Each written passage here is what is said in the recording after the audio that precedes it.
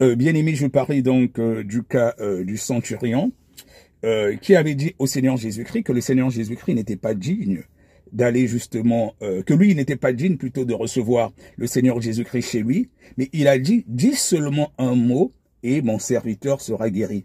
Et le Seigneur Jésus-Christ lui-même a dit qu'il n'avait jamais vu une aussi grande foi. Donc, dans la dimension de la foi, tu dois savoir, bien aimé, qu'il y a aussi l'obéissance sans compromission. Tu sais que la parole de Dieu dit ceci, tu te prends pas la tête, tu dis, Seigneur Jésus-Christ, ta parole déclare que toute chose qu'on demandera à ton nom, voilà, que nous croyons tout simplement que cela a déjà été réalisé et nous verrons cela s'accomplir. Et toi, ce que tu fais, tu commences par tout simplement faire des actions de grâce, témoigner ta gratitude à ce Dieu-là. Au lieu de continuer à demander, encore demander, c'est là où souvent beaucoup de chrétiens ne reçoivent pas. C'est-à-dire que tu doutes, tu as prié pour quelque chose, mais comme tu n'as pas encore vu la chose arriver, ben deux fois tu commences à douter et tu commences encore à prier pour la même chose. Non, c'est pas comme ça qu'il faut faire.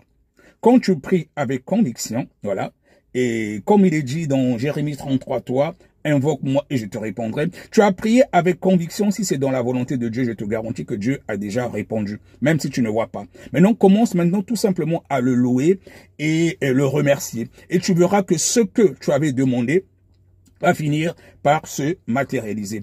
Aussi, quand un serviteur de Dieu prie pour toi, s'il n'y a pas de manifestation, il ne faut pas croire que Dieu n'a pas fait, non. Non.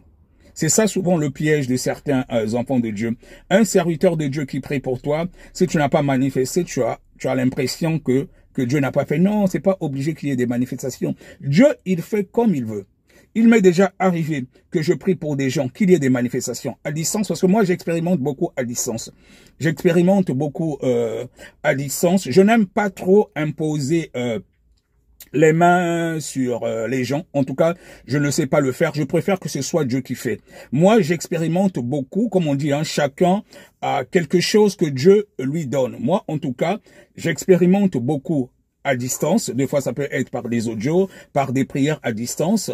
Mais, et puis bon, comme je n'aime pas forcément aussi imposer les mains aux gens, parce que je ne veux pas voler la vedette à Dieu. Parce que ça peut être un piège pour des serviteurs de Dieu. On a vu, il y a certains serviteurs de Dieu, par exemple, il est en train de prier pour toi, ou il impose la main sur toi, il voit que tu ne manifestes pas, il y en a qui commencent à pousser les gens. Or, quand c'est comme ça peut être aussi un piège pour le serviteur de Dieu. Dieu t'a donné quelque chose, tu as l'onction, mais si tu ne vois pas de manifestation, et tu auras l'impression, ou bien si les gens voient qu'il n'y a pas de manifestations, quand maintenant tu veux maintenant t'approprier en fait la place de Dieu, parce que ce n'est qu'une grâce, hein, les dons, et il y en a qui commencent à pousser les gens, et là ça peut devenir un piège, et là ça peut devenir de l'orgueil, et cela peut faire aussi chuter un serviteur de Dieu. Donc c'est dans les deux sens. Et toi, la personne qui a demandé la prière, c'est pas parce que tu n'as pas manifesté que Dieu n'a pas fait. Moi, il m'est arrivé de prier pour des gens à distance. Il y a eu des manifestations, gloire à Dieu. Après, il y a eu quelque chose. Et deux fois, il n'y a pas de manifestation. Le lendemain, on m'appelle pour dire, ah, tu as prié pour moi, voilà, j'ai vu des changements. C'est pas nous qui faisons.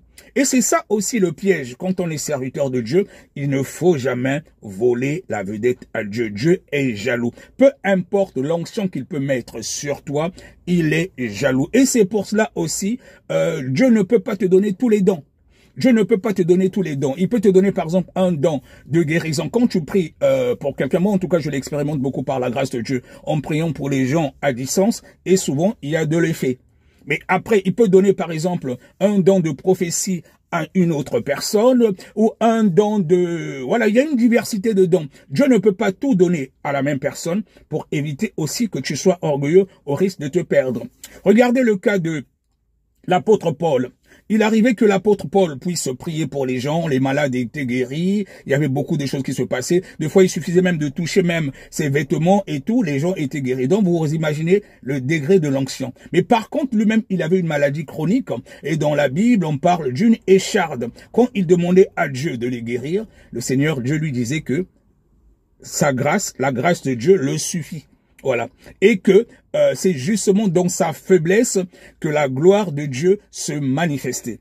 Donc, deux fois, tu peux avoir des situations compliquées. Tu crois que Dieu n'est pas là. Non, Dieu, il est bien là avec toi. Mais il ne veut pas te perdre. Il ne veut pas que même si tu es un serviteur de Dieu, que l'onction qu'il a mis en toi puisse créer de l'orgueil. C'est pour ça qu'il peut arriver deux fois, tu pries pour quelqu'un, il n'y a pas de manifestation, mais Dieu, il a déjà fait. Il peut arriver aussi que tu pries pour quelqu'un, il y ait des manifestations, mais rien aussi ne se passe. Donc, Dieu, il fait comme il veut. Il ne veut pas qu'on lui vole la vedette. Et il peut aussi arriver que tu pries pour tes propres problèmes. Tu n'as pas la solution, mais quand tu pries pour les autres, tu vois que Dieu fait. C'est pour que tu ne puisses pas aussi t'enorgueillir des dons que Dieu t'a donnés. Donc, nous devons faire très, très attention avec cela, surtout quand on parle de l'onction. Donc aujourd'hui, je voulais justement te communiquer la foi pour te dire que dans la dimension de la foi, il y a aussi l'obéissance sans compromission.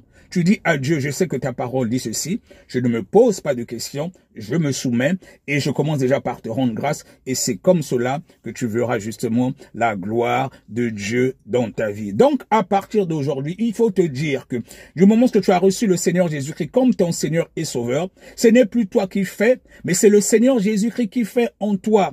Donc ce que tu déclares et tu décrètes, c'est ce qui arrive selon la dimension de ta foi. Donc je voulais encore te communiquer la foi aujourd'hui et te dire surtout ne doute plus. Si tu as déjà demandé à Dieu, des fois tu n'es plus obligé de répéter la même prière. Commence maintenant à l'adorer, à le louer avec des actions de grâce et remercier déjà parce que tu dis que Seigneur Jésus-Christ, je sais que tu as déjà accompli, je vous garantis, moi j'ai déjà eu à expérimenter cela, je sais que tu as déjà accompli, tu ne doutes pas, tu commences maintenant tout simplement à rendre grâce à Dieu et toi-même tu verras que le surnaturel va justement s'accomplir dans ta vie. Sois richement béni, ton frère, serviteur.